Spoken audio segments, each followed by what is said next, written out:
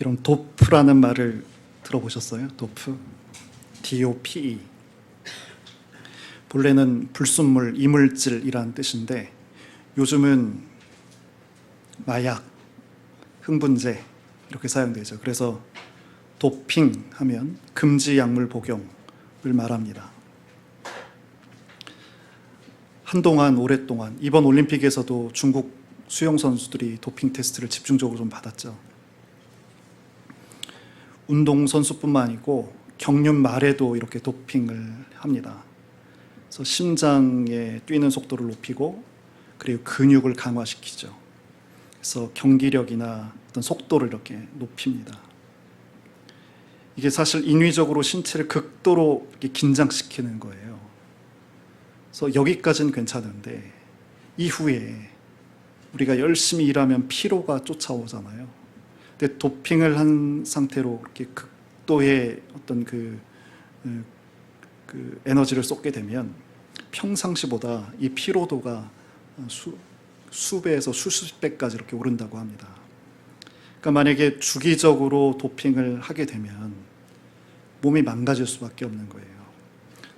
특별히 어디에서 이것이 문제가 됐고 유행했었는데 유행처럼 번지다가 문제가 돼서 이것을 금지시키게 됐냐면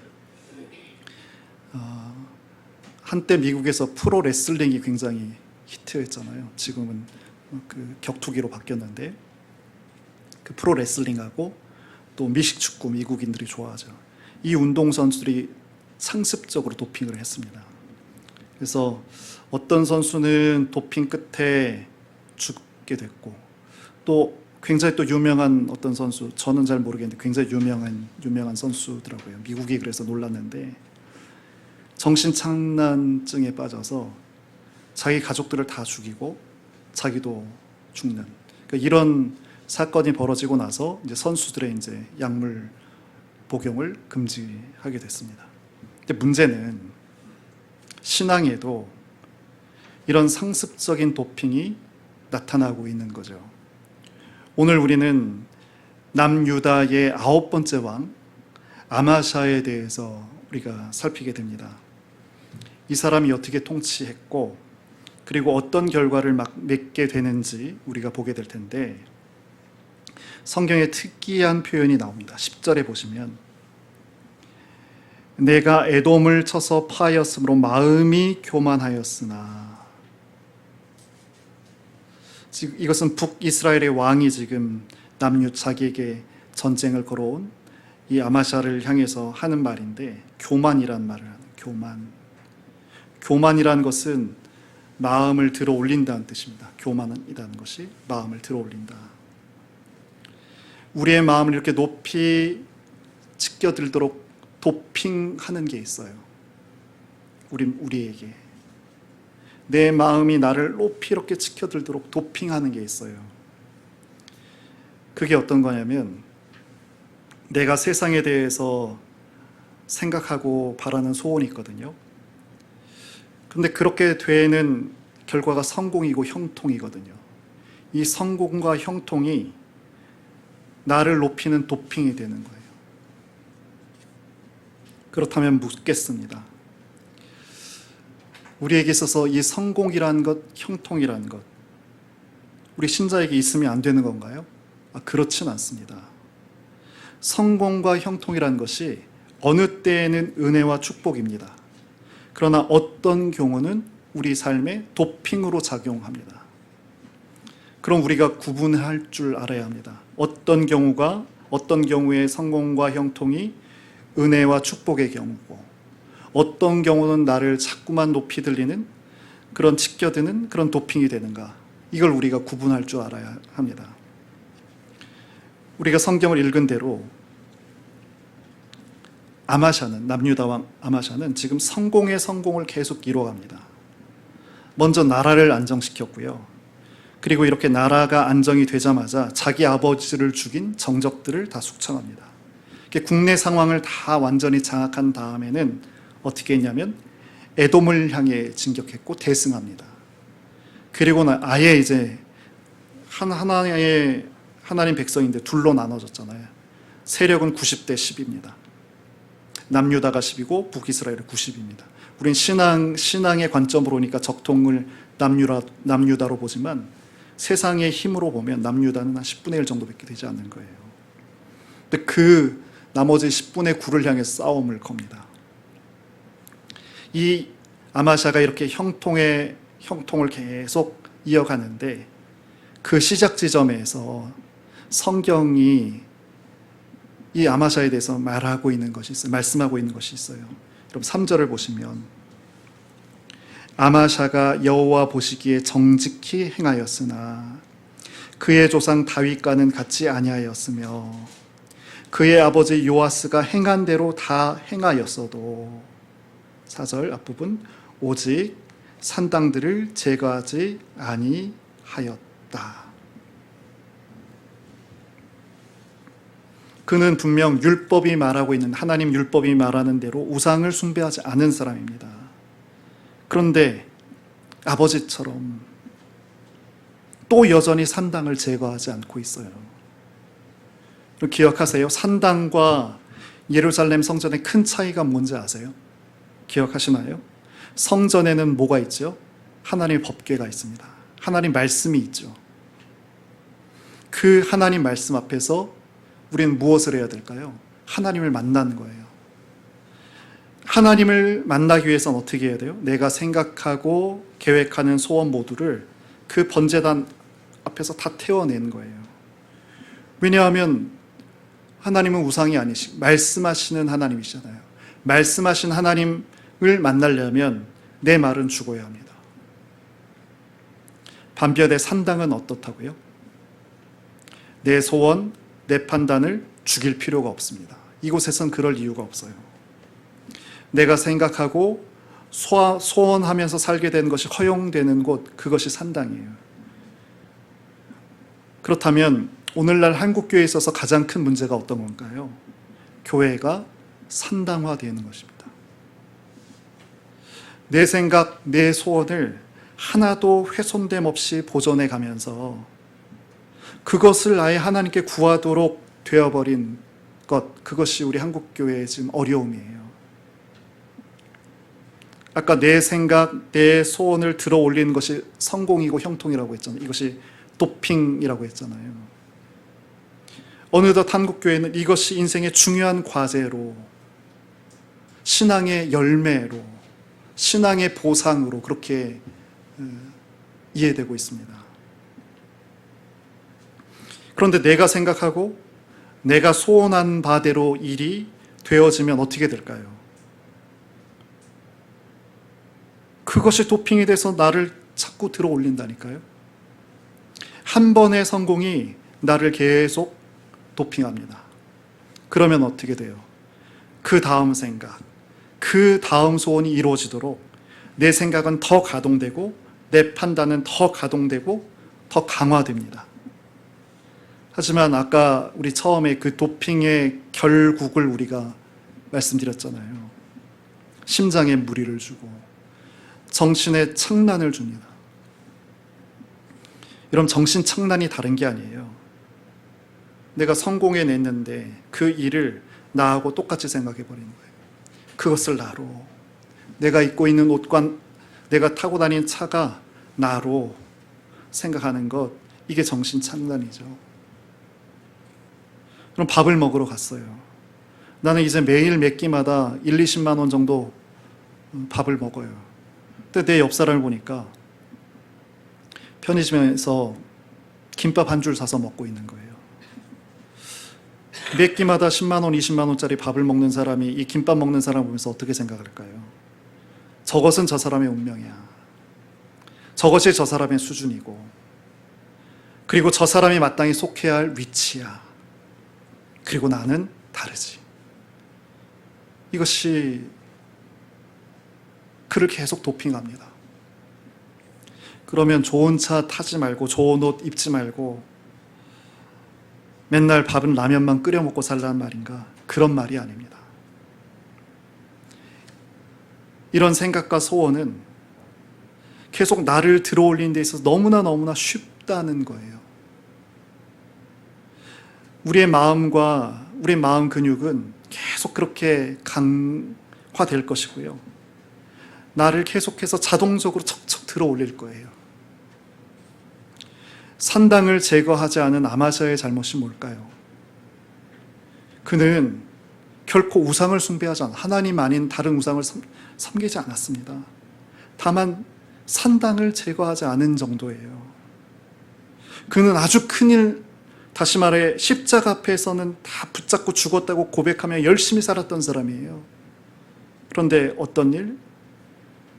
자녀들을 대할 때 순간순간 나타나는 일들, 그리고 이웃들과의 관계에서 내 생각, 내 판단을 죽어도 죽이지 않으면서 그렇게 살고 있는 거죠. 계속 내 생각이 살아있어요. 그리고 이것이 계속 나를 지켜 올리죠. 내 말이 맞지? 내가 옳잖아. 여러분, 우리가 계속 이 생각을 놓지 않고 있으면 제일 큰 문제가 뭔지 아세요? 사람을 판단하고 일을 판단하고 주어진 환경을 판단하고 그렇게 내가 생각하는 동안에 나는 절대로 옳은 위치에 서 있는 거예요. 이것은 나를 평생 도핑할 것이고요. 결국엔 죽고 망하는 것이 되죠. 그러면 이 성공과 형통이 나에게 축복이 되는 경우도 있다 했잖아요. 성공과 형통이 도핑이 아닌 나에게 축복과 복이 어떻게 될 수 있을까? 어느 때에? 우린 답을 알고 있습니다. 내가 완전히 깡그리 죽었을 때. 그럼 내가 지금 완전히 죽었는지 죽지 않았는지는 어떻게 알 수 있을까요? 지금 나에게 있는 이 주어진 상황과 여건이 하나님의 뜻이고 하나님의 섭리고 은혜라고 그렇게 느껴지고 감사할 수 있다면 우린 죽은 거예요. 근데 만약 그렇지 않다면 아직 우린 죽지 못한 거죠.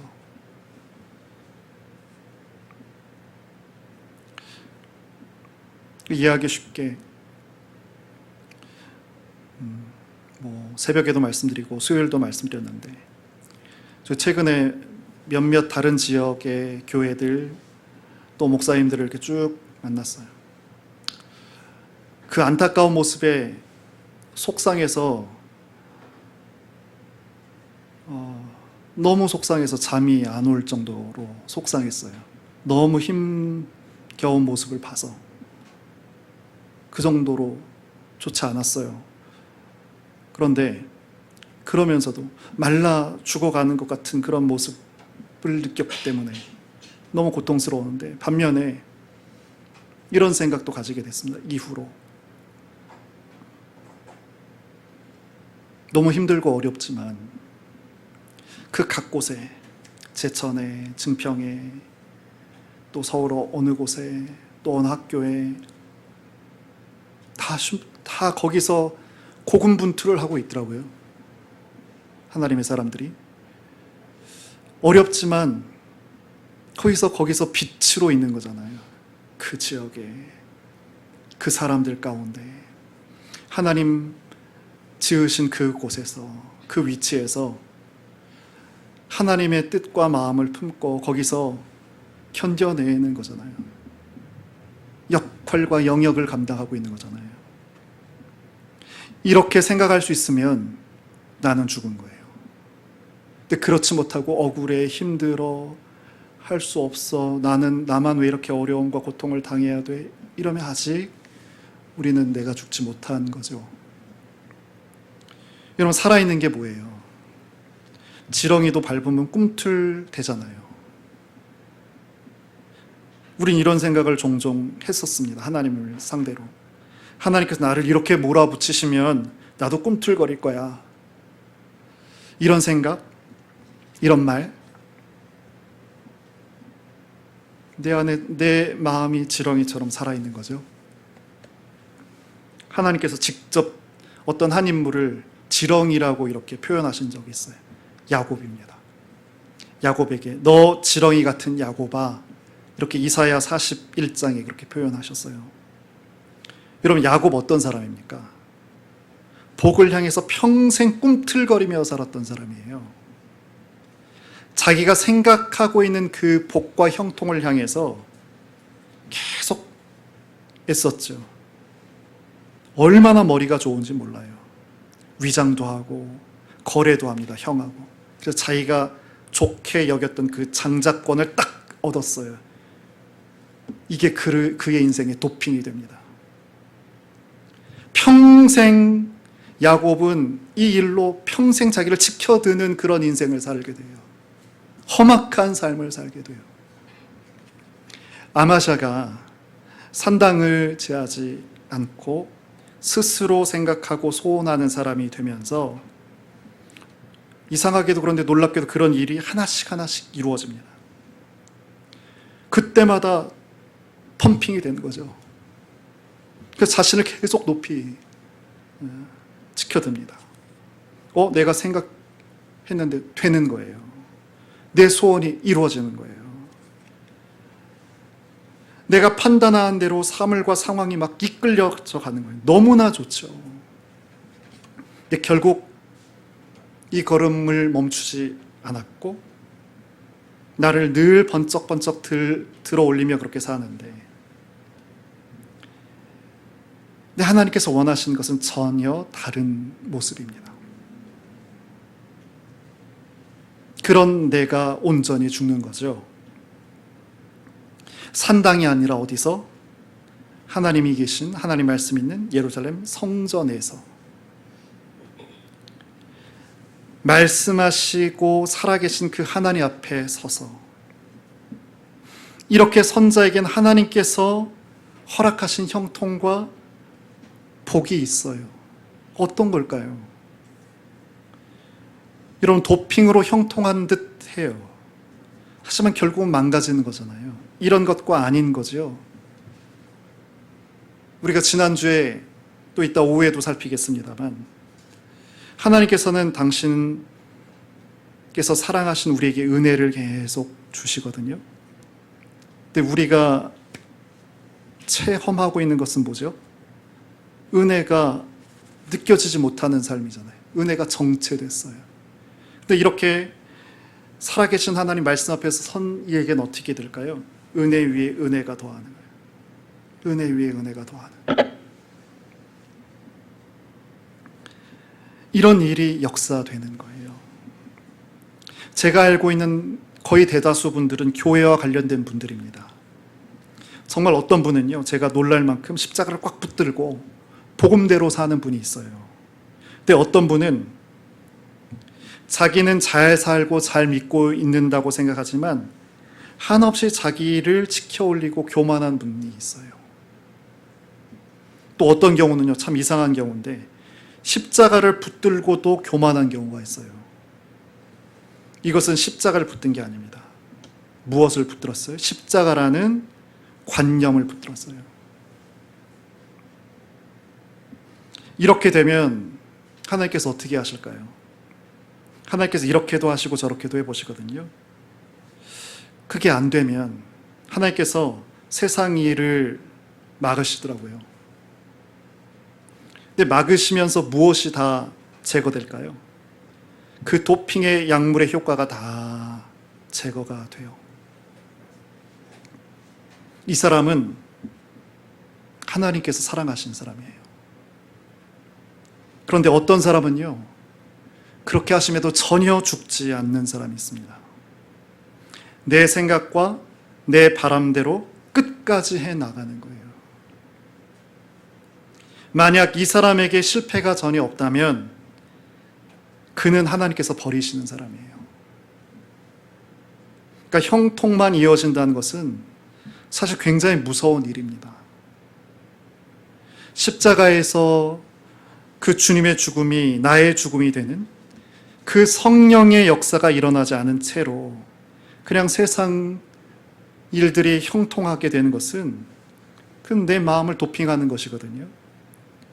결국 나를 지켜드는 것은 멸망의 선봉인데, 그것이 교만인데 그렇게 결과되어 버리고 맙니다. 부디 주님의 죽으심과 내 마음에 죽지 않음의 이 간격이 성령께서 역사하심을 통해서 메워지고 없애 주시기를 기도하는 거예요. 요즘 너무 저는 인터넷 챗 GPT 이제 번역하는 수준에서 조금씩 해보니까 너무 재밌어요. 요청한 대로 막 다 해주더라고요.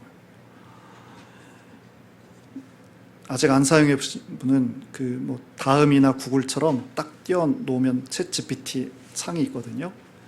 거기에서 내가 원하는 것을 이렇게 한글로 이렇게 적어보면 그것을 금방 주는데 꽤 근사해요. 괜찮아요.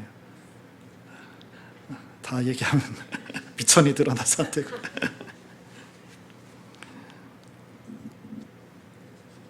저도 기억력, 제가 성경을 다 이해는 하지만 어찌 이걸 다 담고 있겠어요. 대충 이런 내용인데 이게 뭐지? 표현이 생각 안 나는 때가 있단 말이에요. 그런 내용들을 딱 설명하면 딱 잡아줘. 이게 몇 장 몇 절 딱 줘요. 네, 100% 그렇게 제공해 주는데 찾지 못한 말이 있어요. 성경에 나 정말로 교만하고 싶다 라는 내용을 담은 구절을 여러분 있을까요? 여러분 그런 사람 보셨어요? 그렇게 말하는 사람 있나요? 그렇게 말하는 사람이 세상에 없어요. 세상에 교만한 사람이 정말 많은데요, 나 정말로 교만하고 싶어 이렇게 말하는 사람이 없어요. 다만 이 말의 내용을 다 담은 그런 말의 표현들은 있습니다. 우리가 늘 하는 말이에요. 나 돈 벌고 싶어. 나 좋은 회사 들어가고 싶어. 나 좋은 집에서 살고 싶어. 이 세상은 사람들이 만족과 기쁨이 된다고 정해놓은 그런 가치들이 있잖아요. 사실 이런 가치들을 갖고 싶어하는 그런 마음, 그런 표현이 사실상은 교만하고 싶다는 말과 표현이 되는 거죠. 근데 세상에 있는 것으로 기뻐하는 것은요, 그것이 사실 교만이에요. 그리고 이 기쁨이 겹겹이 쌓이게 되면 결국 썩어져서 예외 없이 교만으로 나타납니다. 지난 수요일에 이 땅에서의 세상이 말하는 미천에 대해서 생각해 봤어요. 저도 미천이 될 수 있는 것이 돈도 있겠고, 멋진 외모일 수 있겠고, 많이 배운 지식일 수 있겠고, 여러 사람들을 많이 알고 있는 어떤 그런 네트워크도 있을 수 있겠고, 그렇게 생각하는데 성경은 아니라고 했잖아요. 성경이 말하는 성공적 인생의 필요 충분 조건은, 그 미천은 우리 몸 하나면 충분하다는 거예요. 이런 말이 어디 있어요? 근데 성경이 그렇게 말한다니까요. 그런데 그 몸은 어떨 때? 하나님께 드려지는 몸이 될 때, 그때 충분한 미천이 된다는 거예요. 우리 몸이. 우리의 이 그 몸은 건강한 몸 아니어도 된다고 했어요. 똑똑한 그런 머리 아니어도 된다고 했어요. 그 몸인 하나 딱 전제 조건이 있는 이 몸을 하나님께 드려졌을 때, 그러면 우리의 이력, 우리의 조건은 아무 상관이 없게 되는데, 왜요? 우리 몸이 하나님께서 내려오신 거점이 되기 때문에 그렇습니다. 그 대표적인 예가 엘리사였습니다. 엘리사. 성경 놀랍게도 엘리사의 사후의 모습까지 일부러 딱 했어요. 엘리사가 죽었어요. 그런데 죽고나 다 부패하고 이제 뼈만 남았거든요. 근데 그 뼈에 어떤 죽은 사람의 시체가 딱 닿았는데 이 사람이 살아났어요. 뭘 보여주시려고요? 엘리사의 몸이 하늘의 거점이었다. 이것을 짧지만 유의미하게 우리가 봐야 될 것은 뭐냐면, 하나님께서 저와 우리들의 몸도 이처럼 하나님을 모시는 거점이 되게 해야 한다.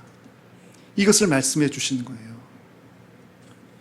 예수님께서 이런 말씀 하셨거든요. 잘 들어보세요. 누가복음 10장 20절인데 그러나 귀신들이 너희에게 항복하는 것으로 기뻐하지 말고 너의 이름이 하늘에 기록된 것으로 기뻐하라. 어떤 말씀인지 아시죠? 근데 뜻을 알지 못하면 여기서 말하는 기쁨이라는 말처럼 이상하게 여겨지는 다른 구절이 없어요. 너무 이상하게 느껴지는 거예요. 너의 이름이 하늘에 기록된 것으로 기뻐하라. 이런 이 말씀이 마음에 와 닿으세요? 저는 오랫동안 마음 와닿지 않은 채로 그렇게 살았던 것 같아요. 아니 지금 내 앞에서 귀신 들린 자에게서 귀신이 쫓겨나가고 불치병 환자가 고쳐졌어요. 근데 이것을 기뻐하지 말고 뭘 기뻐하라고요? 눈에 보이지 않고 귀에도 들리지 않고 손에 잡혀지지도 않는 하늘의 이름이 기록된 것으로 기뻐하라라는 거거든요. 이건 마치 이렇습니다. 군대에 가서 1년 만에 휴가 나온 아들이 있어요.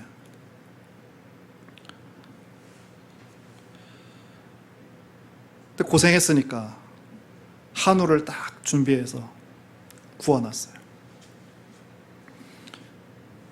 맛있게 먹으려고 하는데 아들 보러 한우 맛있어 하지 말고 이 밥과 김치가 근본이니까 이걸 맛있어 해야 돼. 전 이렇게 들렸어요. 아니 매일 잘 먹고 잘 사는 사람한테는 한 끼 정도 밥과 김치 먹는 거 괜찮아요. 근데 고생하다가 온 사람한테 그 맛있는 고기를 앞에 두고 물 말아놓은 밥과 김치 이걸 맛있다고 할 수 있을까요? 마찬가지예요. 세상에 대한 맛이 느껴지고 그것에 대해서 은근히 기대하고 있는 동안에는요, 하늘의 맛을 느낄 수 없습니다. 하늘로 기뻐할 수가 없어요. 이렇게 되면 우리 몸은 어떤 생의 미천으로서 하나님께 드려지지 못하게 되는 거죠. 그래서 우리 가운데 은혜가 정체되어 가고 있는지 모르겠습니다. 충분히 하나님께서는 우리를 통해서 엘리사처럼 귀하고 놀라운 은혜 위에 은혜를 더하시면서 그렇게 하실 계획이 아주 분명하시고 특별하신데, 여러분 예수님을 보세요. 이 땅에 33년을 계셨어요. 십자가에서 죽으셨죠. 부활하셨어요. 그런데 40일 계시다가 이 땅에 계시지 않고 곧바로 그냥 부활하시고 승천하셨단 말이에요. 엘리사의 마음도 어땠어요? 가라 가라 가라 가라 엘리야가 그렇게 말하는데도 그 마음을 승천하는 엘리야 쫓아 이렇게 마음을 보냅니다. 하늘로 향합니다. 우리도 마찬가지라는 거예요. 우리 마음도 십자가에서 우리가 끝없이 산당 예배를 좋아하는 우리 마음이잖아요. 내 소원, 내 생각대로 되어지는 것. 근데 그 생각과 마음을 줍고 십자가를 통해서 우리 마음 평생 세상 쫓고 이 땅 쫓고 몸 쫓고 육신 쫓았는데 그 마음을 예수님 따라 이렇게 올라가는 것, 이렇게 할 수 있는 것이 믿음인 거거든요. 그럼 다시 한번 질문해 보겠습니다. 세상에서의 기쁨과 만족을 추구하면서 추구한 대로 성취가 이루어진다고 하면 우리는 너무너무 부러워하겠지만, 이렇게 될 때 그 결국이 뭐라고요? 무엇이 문제라고요? 그럼 한번 질문해 보시고 한번 답해 보세요. 성전에서 6년 동안 숨겨지다가 7살의 왕이 오른 요아스, 신복들에 결국 죽었잖아요. 그 아들이 오늘 아마샤예요. 아마샤가 왕이 됐어요. 자기 아버지를 죽인 그 사람들이 자기를 추대해서 왕을 세운 거예요. 이제 성경은요, 이 아마샤를 통해서 오늘 우리에게 어떤 모습을 보여주고 계시냐면, 나 교만하고 싶어 하면서 살고 있는 사람을 보여주고 있는 거예요. 조금 전에 말씀드렸던 대로 지난 수요일 날 우리가 살폈던 것이 바로 13장입니다. 그 전의 내용입니다. 근데 이 13장에서 어떤 사람이 나오냐면, 나는 하늘로만 기뻐하고 싶다. 이것을 위해서 하나밖에 없는 몸을 하나님께 드려서 결국 그 인생이 하나님의 거점으로 삼으신 그 엘리야 삶이 소개되고 있어요. 오늘 우리가 보는 24장은 이것과 정반대죠. 하늘이 아니라 땅의 것으로 기뻐하려고 했다가 그것을 성취하면서 높이 높이 올라갔지만 결국 땅에 떨어져서 망하고 마는 그 아마샤를 우리에게 보여주고 있습니다. 성경이 아마샤를 평가하는데 우리 아까 읽었습니다. 3절 한번 다시 보세요. 아마샤가 여호와 보시기에 정직히 행하였다. 그의 국가의 정책이나 행동의 원칙으로 율법을 채택한 거예요. 게다가 여러분 6절도 보세요. 5절 보시면 5절 끝에 그의 부왕을 죽인 신복들을 죽였지만 왕을 죽인 자의 자녀들은 죽이지 않았다. 왜냐하면 모세의 율법책에 기록된 대로 여호와께서 명령하여 이르시기를 자녀로 말미암아 아버지를 죽이지 말 것이요 아버지로 말미암아 자녀를 죽이지 말 것이요. 철저하잖아요. 우리 같았으면 삼족을 멸해도 될까 말까인데 그들의 아버지가 내 아버지를 죽였지만 처단했어요. 그러나 하나님 율법을 기억해서 그들의 자녀에게는 손을 대지 않은 아마샤. 그런데 뭐가 달랐어요? 3절 끝부분에 그의 조상 다윗과는 같지 않았다. 성전에는 설계가 있고 구성이 있어요. 그것이 우리 마음을 지어가는 그런 설계다라고 했잖아요. 마음 성전의 설계다라고 했잖아요.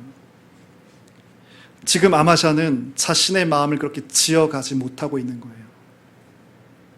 마음이 성전이 되지 못해서 이 말은 뭐죠? 살아계신 하나님과 연결이 되지 못하고 있는 거예요. 여러분 정신 똑바로 차리셔야 돼요. 이렇게 우리가 선민으로 부름받은 것은 굉장히 큰 사랑이에요. 대단한 일이고 우리가 반응한 것은 잘한 일이에요. 여기 보세요. 다르잖아요. 아마샤 말씀 기억하면서 모든 힘과 권세를 딱 가졌어요. 그런데도 절제해버리잖아요. 얼마나 미워요. 그들의 자녀도 멈출 줄 알잖아요. 이게 아니라고요. 하나님 원하신 건 뭐라고요? 우리를 왜 선민 구별하셨다고요? 자녀로 삼고 싶으셔서. 우리를 선택하신 것은 자녀를 삼기 위해서. 근데 자녀는 하나님과 연결이 되는 사람이에요. 여러분 자녀 맞으세요?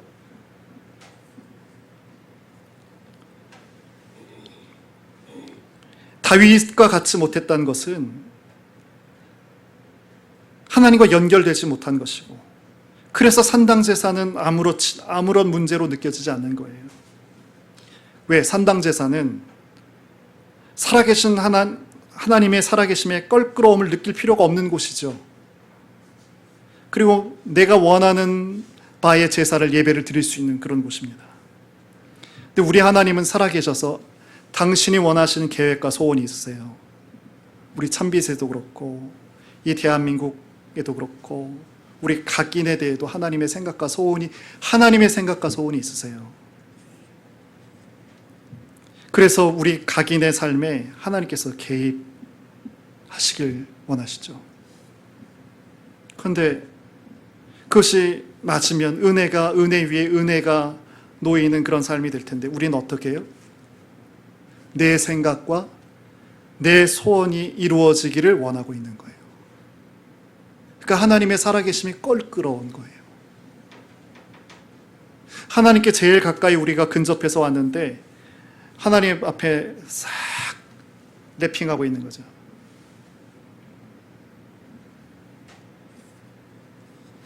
그런데 우리가 성전에 나아가게 되면 어떻게 되죠? 이런 내 마음이 그 번제단 다 태우는 그 제사 예배 가운데 다 죽는 거예요. 이런 마음을 하나님 용서해 주십시오. 내 생각, 내 소원 다 태운 하나님 용서해 주십시오. 그럼 다시 하나님 만나는 건데 산당 제사는 어때요? 이런 필요가 없다고요. 계속해서 그냥 내 생각, 내 소원을 추구할 수 있다고요. 그런데 이렇게 산당제사의 마음을 가진 아마샤에게 무엇이 주어졌어요? 형통과 성공이 주어지는 거예요. 부러우세요? 그동안 이거 부러워했잖아요. 부러우세요? 5절을 보면 그래서 엄청난 내용이 나옵니다. 나라가 그의 손에 굳게 서며 그의 부왕을 죽인 신복들을 죽였다. 아버지 왕을 죽인 신복, 자기를 왕으로 세웠던 사실상 실세들이거든요. 그들을 다 제거할 수 있을 정도로 권세와 권력을 딱 움켜줬어요. 근데 7절을 보시면 아마샤가 소금골짜기에서 에돔 사람 10,000명 죽이고 전쟁하여 셀라는 에돔의 수도입니다. 다 취해요. 에돔은 할아버지 왕 때까지 유다의 속국이었습니다. 에돔이. 근데 배반해서 독립을 이뤘던 곳이거든요. 근데 그 에돔을 평정하는 거예요. 10,000명도 죽이고 수도도 정복해서 완전히 속국으로 다시 귀속시키죠. 게다가 어디까지? 이런 보여지는 것뿐만 아니고 하나님의 율법을 채택해서 도덕적인 명분까지 다 확립해요. 거칠 게 없는 거예요. 그리고 이 여세를 몰아서 북이스라엘 향해서 선전포고를 한 거죠. 그러자 아까 우리 봤던 대로 10절, 내가 에돔을 쳐서 파하였으므로 마음이 교만하였으니 스스로 영광을 삼아. 북의 요아스, 이름만 갖고 다른 사람이라고 했습니다. 아버지의 이름과 같을 뿐이에요. 다른 사람입니다. 책망합니다. 교만하다는 게 뭐라고요? 들어 올린다는 거예요. 높이 들다는 거예요. 세상의 기쁨거리를 추구하고 성취했기 때문에 마음이 겹겹이 발판처럼 쌓여서 높이 올라가는 거죠.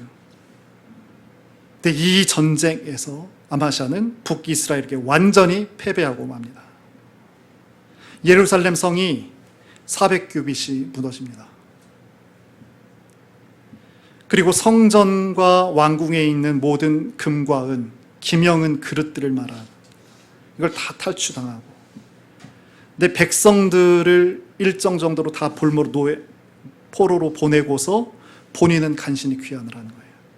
근데 이후에 우리가 오늘 14절까지 봤는데 19절, 20절을 보면 반란이 일어나서 도망가요. 근데 결국 잡혀서 죽고 맙니다. 도핑의 끝을 보이고 있죠. 우린 세상에서 기쁨거리로 정해놓은 것들을 성취하면 성공으로 생각합니다.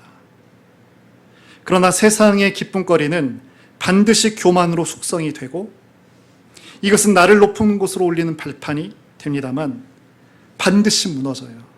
그리고 낙차가 크면 클수록 땅에 처박히는 비참함이 더욱 커지게 됩니다. 우리가 살면서 저 사람 엄청 부자인데 참 겸손해, 또 이런 경우도 있죠. 저 사람 돈 있다고 참 너무 거만한데, 이런 말 해요. 돈으로 기뻐하는 사람은요 결코 겸손할 수 없습니다. 성립이 불가능합니다. 그런데 돈 많은 사람이 겸손하기도 합니다. 그 사람은 이 돈으로 인해 전혀 기뻐하는 사람이 아닙니다. 예를 들면 우리가 책으로 한번 읽었었는데 유한양행의 유일한 박사 같은 경우 그런 사람이죠. 다 분야하고 자기 자녀들에게도 재산을 주지 않고,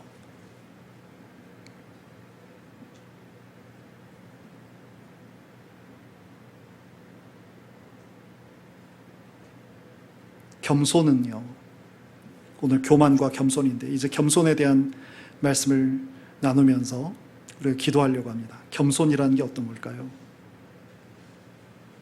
겸손은 나는 온유하고 겸손하니 좀 이따 우리가 찾아볼 건데요. 우리 주님께서 온유하고 겸손하신 분이거든요.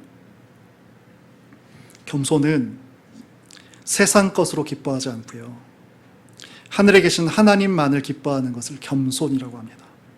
여러분 우리 성경 한번 찾아보겠습니다. 마태복음 11장 29절입니다. 마태복음 11장 29절.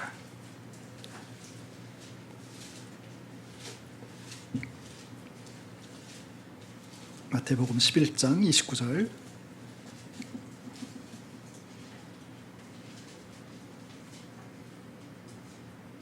같이 한번 읽겠습니다. 나는 마음이 온유하고 겸손하니 나의 멍에를 메고 내게 배우라. 그리하면 너희 마음이 쉼을 얻으리니.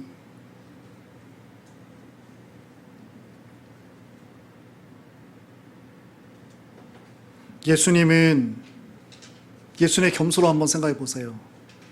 예수님은 당대 사람들에게 한 몸의 존경을 받고 있었던 바리새인을 향해서 욕을 하셨던 분이에요. 독사의 새끼들아, 이렇게. 오늘날 정치가들이 참 볼썽사납죠. 우리가 마음으로는 혼자 있을 때 막 비난하고 욕도 합니다만 그분들을 면전에 놓고 봤을 때 예수님처럼 이런 독사의 새끼들아 이렇게 하지 않죠. 그런데 예수님께서는 바리새인과 대제사장을 앞두시고는 찾지 않겠습니다. 마태복음 21장인데 내가 진실로 너에게 이르노니 세리들과 창녀들이 너희보다 먼저 하나님 나라에 들어가리라. 예수님은 세상 권력을 향해서 그들 앞에서 꾸짖으십니다. 그리고 사람들의 존경이 향하는 그 권세도 뒤집으셨어요. 아니, 이런 예수님에게 겸손? 그것을 더 온유하고 더 감추시고 하시는 게 겸손 아니야? 예수님의 겸손이 뭘까요? 뭐란 거예요? 예수님 33세 공생에 혈기 왕성할 나이시잖아요. 근데 죽으셨는데 부활하셨어요. 그럼 이 땅에서 호령하실 수 있을 것 같지 않아요? 나를 십자가에 매달리고 그리고 나 주님 쫓아다녔다가 딱 줄 바꾼 사람들, 거기서 이 땅에서 모든 것들을 그렇게 붙잡고 호령하실 그분이 이 세상의 모든 좋은 것들을 다 취하시면서 누리실 수 있는 그런 상황에서 어떻게 하셨어요? 다 던져버리시고 하늘에 계신 하나님을 향해서 올라가셨어요. 이것이 하나님만을 기뻐하는 마음이고요. 이것을 겸손이라고 말해요. 여러분, 실천적으로 내가 지금 무엇으로 기뻐하고 만족하고 있는가? 이것이 나의 영적인 상태를 점검하는 청증기가 됩니다. 여러분 스스로에게 한번 지금 확인해 보시죠. 우리가 이 점을 놓치면서 지금 살고 있습니다. 내가 가장 기뻐하고 있는 것이 무언가? 내가 가장 만족하고 있는 것은 무언가? 큰 공장에서 수의의 일을 하시는 분이 있는데 아들이 서울대학에 들어갔어요. 근데 그 공장의 사장이 있는데 이 아들도 수험생이었는데 지방대학을 들어갔어요. 그럼 수의 보는 분이 어떤 마음을 갖게 될까요? 돈은 당신이 더 많을지 모르지만 자식 농사는 내가 더 잘 졌다. 이런 마음이 안 들 수 없어요. 표현을 온유하고 겸손하다고 해서 겸손해지는 게 아닙니다. 이렇게 이 수의의 마음처럼 마음은 얼마든지 우리가 교만을 향해 갈 수 있어요. 그럼 예수님의 겸손의 마음은 어떤 것인가? 아들이 서울대학 갔다 해도 그것 때문에 기쁜 게 아니고 오히려 아들을 향해서 이렇게 말할 수 있어야 됩니다.